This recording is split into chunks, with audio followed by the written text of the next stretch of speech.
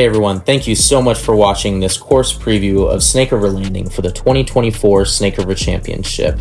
We set up this temporary course on this beautiful piece of property every year for this tournament. This course provides challenge both physically and mentally with water carries, tunnel shots, you name it. Let's get started on hole 1. All right, hole 1, we're starting off Snake River Landing with a wide open shot where you can throw it really as far as you want to. You do just have to be aware of that OB line on the right. You can get it as far down this fairway as you want. It does help to be left because of the guardian trees. It's much more open here on this left side that the drone is going. The basket sits just on the other side of the trees, short of the water. Now hole 2 is where the fun begins.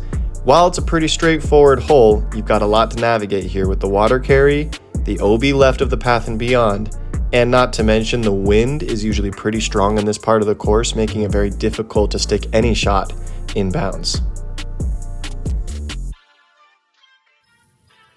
Hole 3 might just be the scariest tee shot on this entire course. You can either go through those 2 pine trees or around. Either way, you have a 300-foot water carry in order to land onto this island. There are a lot of holes that we could say are the signature hole of the course, and this is in contention, hole number 4. This is a really tricky par 4 in which players try to push the OB left as tight as possible in order to have an angle to approach this green here for any chance at a birdie. There is a Mando pole there you have to go around, and OB is very tough here. Hole 5 is a really fun hole to throw. We're going 390 feet with a downhill slope. You can really throw whatever you want to get yourself down here into the green. Just avoid the guardian trees. The basket sits here just short of the water. Hole number 6 is one that'll keep you up at night before the night of the tournament. This is an anxiety-inducing shot in which players have to decide whether to lay up or go high risk, high reward and push the small green up here to have any chance at a birdie and maybe even a par, to be honest. Hole 7 is an iconic hole here at Snake River Landing. We're going 390 feet down this tunnel of trees with the creek right in the middle. You can either take the risky shot up the middle or take the safe play out to the right and try to play for par, which is a great score here on hole 7. Hole number 8 is a par 4 that we introduced last year, and we really liked the way that it played. Off the tee, you must hit a double Mando between those 2 trees and get max distance into this field somewhere. Not only is distance important, but also your positioning to allow you to have an angle to then attack on your second shot. This hillside green in which the basket is resting upon a nice set of boulders. The putting green is fun here. Enjoy. Hole 9 is a new hole this year at Snake River Landing, and it's a tricky one. This requires a straight shot through this tunnel of trees and over the creek.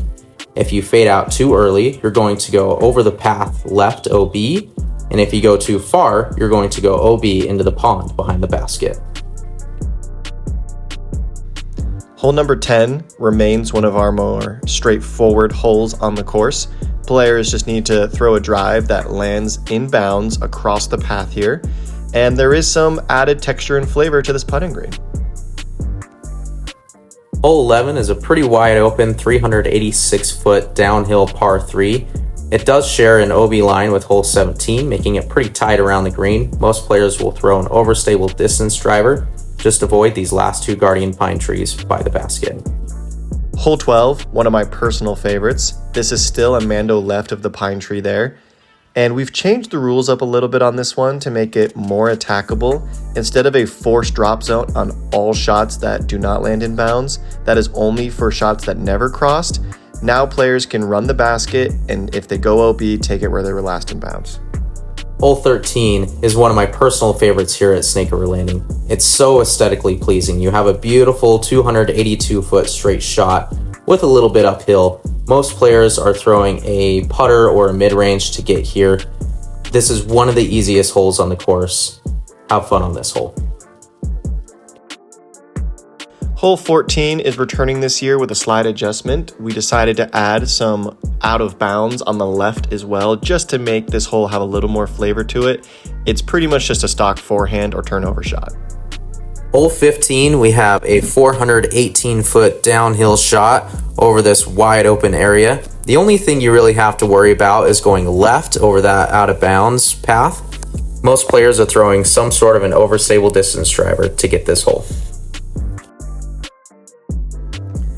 Ah yes, hole 16. Anyone who's played this tournament in the past knows this is where rounds, dreams, aspirations, hopes can all die. The first shot requires a very technical shot to the landing zone right here.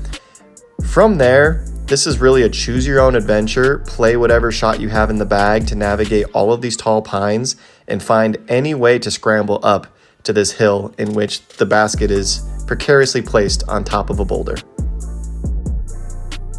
All right, we are on the second par 5 of this final stretch here at Snake River Landing, the 1,002-foot hole 17.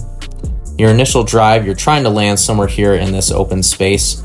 You have an OB line on the left, the big trees, and a creek on the right. Your second shot, trying to land here to set yourself up for the straight shot through these pine trees to get this hole. This was one of the hardest holes on the course last year. Good luck on this one. Hole 18. This one really is the signature hole of Snake River Landing. We wanted to end on a hole that was both iconic and had massive opportunity for stroke swings.